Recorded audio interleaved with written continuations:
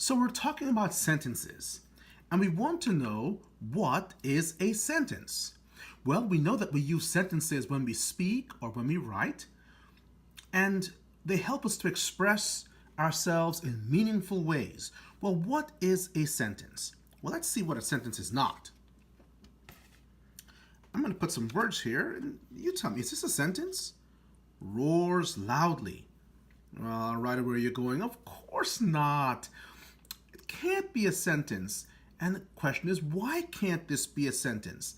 And the answer you might be saying right now is because we don't know who or what you're talking about. Who roars loudly? I don't know who roars loudly. Who are you talking about? Well, perhaps you can think for a second for me and say, how can we complete this sentence? Who or what roars loudly? Besides your brother or sister, think of an animal that you might like, a favorite animal that roars loudly.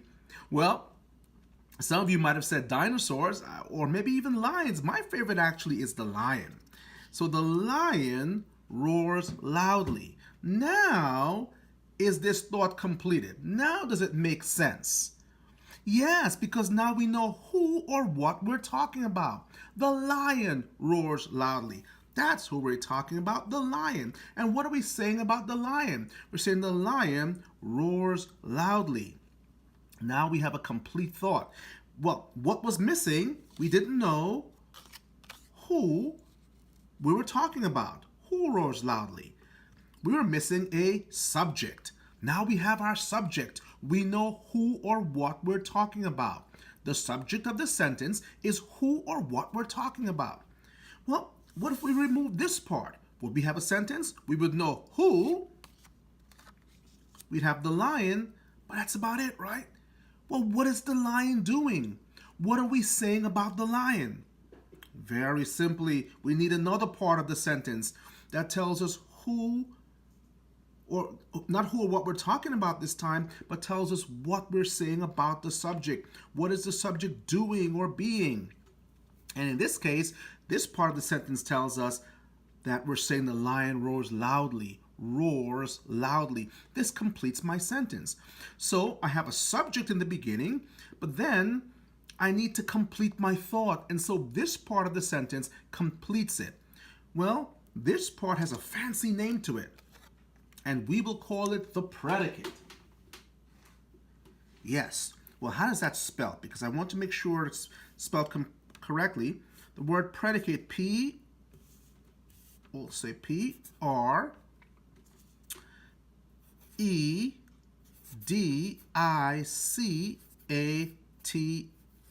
Yes, that's an E. A little blocked in there, but forgive me. That's the predicate. And the predicate tells us about the subject, what the subject is doing or being. It completes the thought. So that's what our predicate does. It tells us about the subject.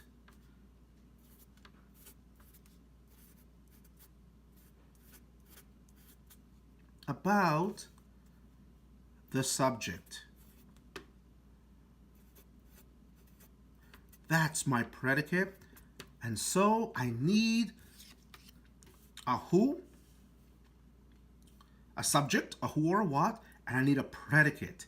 So a sentence makes complete sense when I have a subject and a predicate, a part that tells us about the subject, and of course we need the subject too. So in this sentence, the lion is my subject.